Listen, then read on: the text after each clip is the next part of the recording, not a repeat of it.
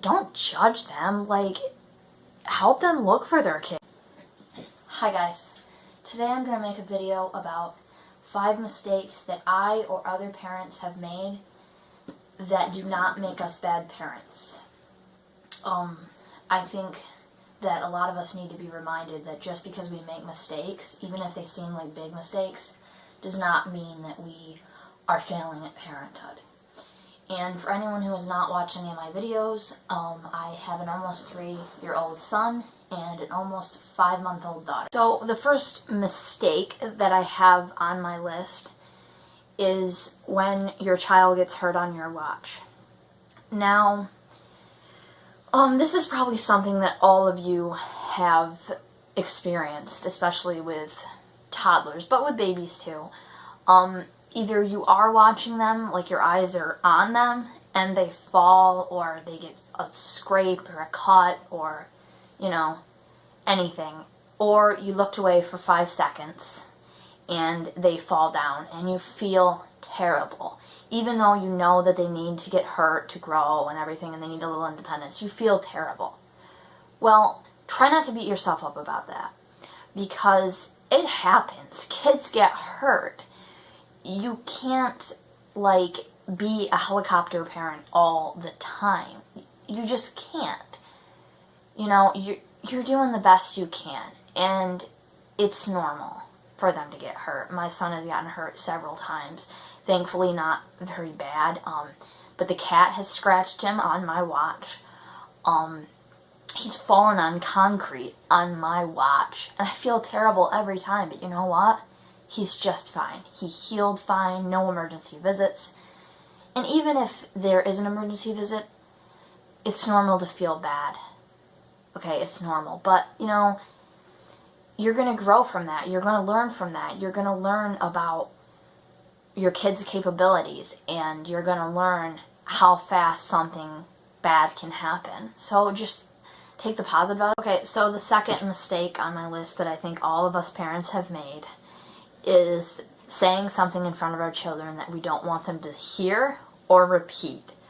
Now, this happens. This is just a part of life. It happens with every parent. And even if they think they're perfect, it happens. And don't beat yourself up about it. Just move on, okay? And just pray that they don't say it for the rest of their life, even if they do repeat it. So, for example, my son, whenever he's moving something heavy, he's only 3, but when he's moving something heavy, he'll go, "God damn it, fucker." And it's not funny, but it's hard not to smirk. But I do feel bad because he obviously heard that from one of us. But even our pediatrician agreed to just pretend like we don't hear it, and hopefully he'll stop. So if your kids hear stuff you don't want them to see, or hear stuff you don't want them to hear, or they say stuff and repeat stuff you don't want them to repeat, just try to be more careful and don't sweat it. It's just a part of life. It's not the end of the world. It's not. So this next one is another one that I think a mistake that I think all of us have made at one point or another, and it's also something that a lot of people will deny. Now, I think we should just embrace it. It happens. But anyway, it is losing your temper and screaming and or crying because you are so upset with your child. Now, I don't recommend screaming and yelling and crying and being a mental case constantly. You need to keep it in check. But if it happens to you, like, every day, like once a day, or, you know, once a week, or even more than once a day, as long as you're not constantly doing it, like, it's a part of life. We are going to lose our temper with our children. It doesn't mean that we don't love our children. It doesn't mean that we're horrible people or that we're mental cases. It means that we feel normal emotions. Now, most likely when you've lost your temper and started screaming or crying, right afterwards you feel guilty. Now, there is a difference between occasionally losing your temper and being an abusive parent. Okay, there's a big difference. I'm not going to go into all the differences, but just because you yell sometimes and lose your temper and start feel like you're breaking down does not mean that you are an abusive parent. It means that you feel normal emotions, okay? Okay, so my next one, my fourth mistake that probably all of us have made that does not make us bad parents is when our child gets a hold of something they shouldn't have. Now, I think everyone's child has gotten a hold of something, whether they were a toddler or an older kid, or a baby, that we did not want them to get a hold of. And what I don't mean like knives or chemicals or anything that could kill them. Because, I think all of us have pretty much common sense to keep that stuff up or locked up. That's never happened. My child has not ever gotten anything that could hurt him. However, he has taken off with, coffee cups or dragged garbage all the way down the hall or, gotten into, a sugar bag. Okay, it happens, and it's not funny when it's happening because you're like, oh my god, I've got to, double lock that cupboard, and he keeps messing things up, but it happens. Again, don't beat yourself up.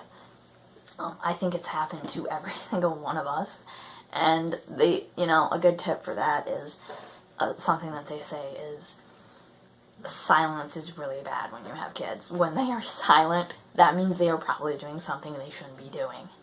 Because if they're loud all day long and then all of a sudden they're just silent, they're really entertained, and they're probably entertained by something that they shouldn't have. So just keep that in mind, and don't beat yourself up if they get into the bag of flour and get it all over the kitchen. It's not the end of the world. Okay, so my last one is losing your kid in public. Now, this one has not happened to me, and I'm not saying I'm completely immune to it. It has not happened to me because my oldest is 3, and my youngest is 5 months old, so when we go out, we have only one that's, running around, and he's really young, so I obviously watch him really, really carefully. So, but it doesn't mean that it couldn't happen to me. And I know that it's more likely to happen to people with multiple kids or older kids because, and if you have multiple kids and you're taking them to the store, especially multiple toddlers, my heart is with you. I am so sorry that you have to ever endure taking more than one toddler to the store. You're a trooper. So if you lost track of your kid for 5 seconds, or because you have multiple kids at the store, or you lost track of your older kid because he or she went to the wrong aisle, I am not judging you, and none of us should. Like I said before, we can't be helicopter moms 24/7, and our kids need to have some independence. So, just all of you people who are planning on judging people who have lost track of their kids in public within reason for a little while, don't judge them. Help them look for their kid, or have some freaking sympathy or compassion. It happens. We are not perfect. Okay? So if you've ever lost track of your kid, or lost track of them for a second and look behind you and they're right there, I feel you. I am not going to judge you. It happens. Thank you guys for watching. I hope that this video helps some of you guys, and just remember that none of us are perfect. My voice. That none of us are perfect, and we make mistakes as parents, and don't judge each other, support each other.